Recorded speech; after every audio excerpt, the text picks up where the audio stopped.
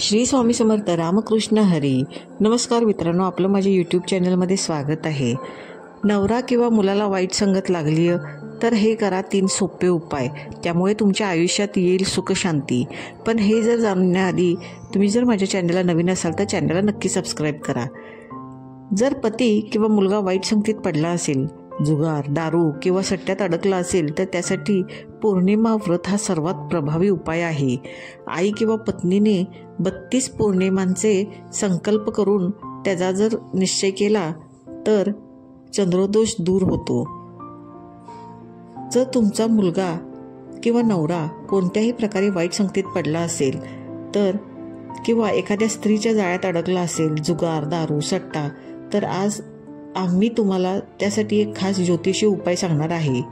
अनेकदा घरातील स्त्रिया किंवा वडीलधारी मंडळींना काळजी वाटते की त्यांचा नवरा किंवा मुलगा खूप वाईट संगतीत आहे. जागोजागी फिरूनही त्याला यश मिळत नाही.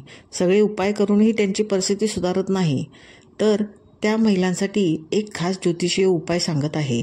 हा उपाय केल्याने नवरा किंवा मुलगा हळूहळू आपली जबाबदारी समजून परत येईल आणि जीवन पुन्हा तुमचं सोपं होऊन जाईल. तर कोणत्याही व्यक्तीच्या मनाचा कारक हा चंद्रग्रह आहे. जेव्हा कुंडलीत चंद्र कमजोर असतो किंवा नीच राशीत असतो याशिवाय जर तो कोणत्याही पापी ग्रहाने पीडित असेल तर त्या व्यक्तीचं मन विचलित होतं. दिशाभूल झाल्यासारखी त्याची परिस्थिती निर्माण होते. चांगला माणूस असूनही तो चुकीचं वागायला लागतो. तो व्यक्ती विनाकारण घरात वाद आणि कलहाचं वातावरण निर्माण करतो.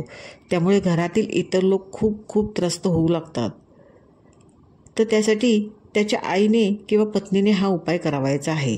अशा व्यक्तीच्या आईने किंवा पत्नीने सलग 32 पौर्णिमा उपवास करायचे आहेत. तुम्ही कोणत्याही महिन्याच्या पौर्णिमेपासून हा उपवास सुरू करू शकता. या दिवशी उपवास केल्याने त्या व्यक्तीच्या मनावर नियंत्रण मिळवता येतं, ज्यामुळे त्याचा चंद्र त्याला चांगले परिणाम देऊ लागतो.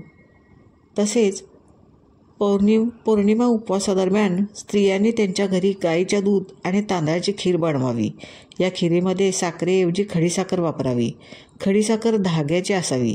याशिवाय त्या व्यक्तीने चंद्राचं प्रतिनिधित्व करणाऱ्या दूध, दही, पांढऱ्या मिठाई इत्यादी पांढऱ्या वस्तू शक्य तितक्या दान कराव्यात. पौर्णिमा उपवास केल्याने कुटुंबातील सदस्यांचं मन विचलित होत नाही. यासोबतच घरात सुख शांती राहते. तो व्यक्ती मानसिकदृष्ट्या मजबूत होतो. सर्व प्रकारच्या समस्या हळूहळू संपायला लागतात.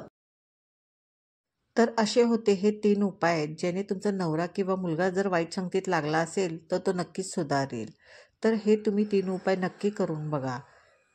जर ही तुम्हाला माहिती आवडली असेल तर चॅनल सबस्क्राईब करायला विसरू नका, जेणेकरून नवनवीन माहिती तुमच्यापर्यंत पोहोचू शकेल. श्री स्वामी समर्थ रामकृष्ण हरी. धन्यवाद.